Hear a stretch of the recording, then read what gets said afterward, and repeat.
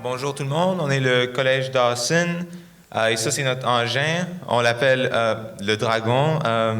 C'était supposé être, on était supposé mettre des décorations pour comme le nouvel an chinois, mais on a oublié, donc ouais. Notre engin est un peu simple, je dirais, notre cadre est fait complètement en aluminium. Pour construire en hauteur, on a utilisé des règles en bois. Recyclé du département de physique, merci beaucoup. En fait, qu'est-ce qu'on a fait, c'est qu'on a placé deux règles perpendiculairement et on les a connectées parce que sans ça, ils étaient un peu trop flexibles et pas super rigides, pas super stables. Avec ça, ils sont assez légers, mais aussi rigides et stables. Donc, ouais.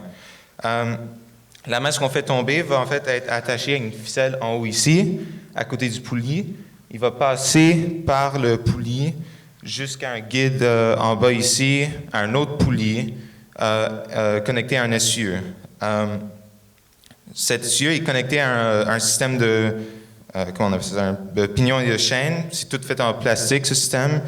Et on utilise ça pour émettre un couple sur les roues avec un rapport de démultiplication de 3 à 16.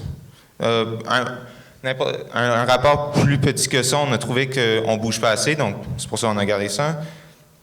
Et sur l'essieu des roues en arrière et en avant, on a utilisé un autre, des connexions de chaînes et de pignons encore, pour simuler, on va dire, la transmission intégrale. Donc, ouais, c'est tout. Merci, l'équipe du Collège Dawson. Je vais inviter l'équipe du Collège du Cégep Garneau, Emmanuel Marcotte, Frédéric Paquette, Christophe Laflamme, à s'approcher de la scène si vous êtes prêts.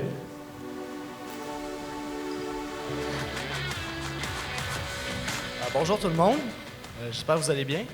Aujourd'hui, on va vous présenter Jet Speed. On l'a baptisé ainsi en l'honneur de tous les bâtons de hockey Jet Speed qui ont été sacrifiés pour sa conception. Je vais laisser Christophe vous en parler un petit peu plus. Oui, donc au cours de ma saison de hockey cette année, j'ai eu la chance de récolter plusieurs bâtons pétés. Donc notre robot porte avec lui la rage de plusieurs hockeyeurs. On espère que ça va nous aider. On a misé sur la hauteur. Puis aussi, les bâtons de hockey, c'est en carbone, donc c'est léger et assez résistant. Maintenant, Frédéric va vous expliquer le fonctionnement de la transmission. Dans le fond, pour le fonctionnement, c'est assez simple. On a une masse de 1,8 kg qui va tomber juste ici. Est accrochée à un fil d'acier, puis elle va être guidée par des poulies. Les poulies s'en vont, tout ça va directement dans une transmission imprimée en 3D. C'est une transmission de réduction, ce qui nous donne un ratio de 5:2. Fait que ça permet d'optimiser la chute de la masse tout au long du parcours pour avoir un maximum de puissance. Notre transmission comporte aussi un cliquetis, ce qui va permettre à notre véhicule d'aller dans aucune autre direction que le sens de la marche. Aussi, on a utilisé des grosses roues, comme vous pouvez voir, pour s'inspirer des tracteurs qui doivent tirer beaucoup de charge sans se faire renverser. Fait que le centre de roue il est plus haut que le point d'appui du crochet, ce qui fait qu'il va être dur à renverser par en arrière. Fait que voilà.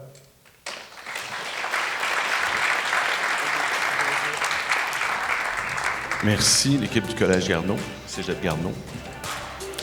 Je profite de l'occasion pour vous inviter à fermer les sonneries de vos cellulaires.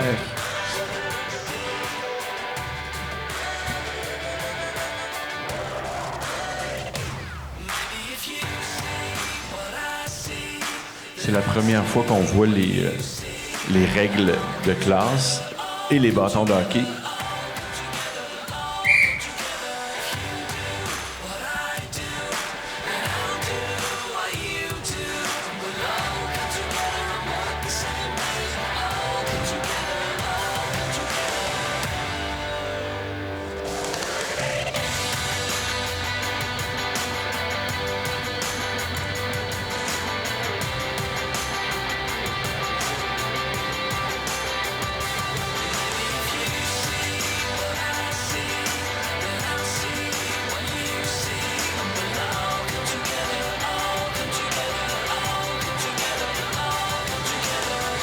On a deux beaux exemples d'ingénierie.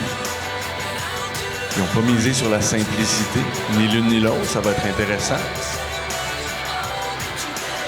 Je vais appeler les deux prochaines équipes. Le cégep de Rivière-du-Loup, Jolène Plourde, Maxime Dupont. Vous pouvez vous diriger à l'arrière, aller récupérer votre boîte au local d'entrepôt. Cégep Rivière-du-Loup, Jolène Plourde, Maxime Dupont. Puis Cégep de Jonquière, Félix Truchon, Nicolas Lavoie. Vous pouvez vous diriger, chercher votre boîte au local d'entrepôt.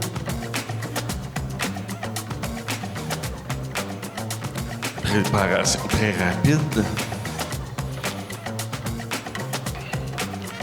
Un membre de l'équipe seulement doit rester pour faire l'action de mise en marche.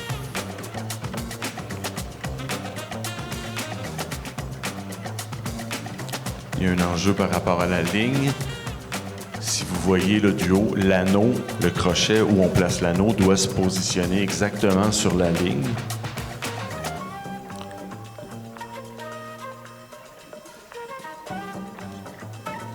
C'est pourquoi l'arbitre a demandé là, à l'équipe Dawson de replacer leur véhicule.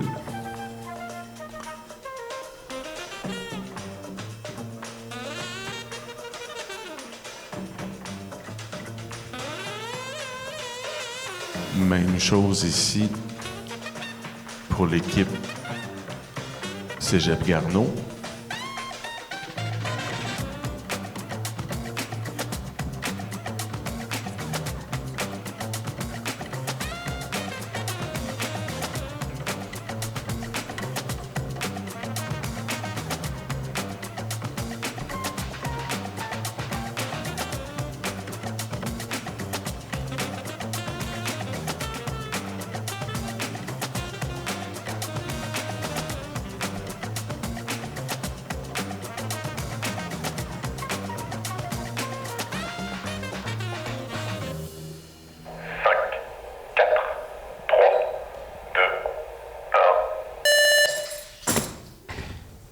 Très serré.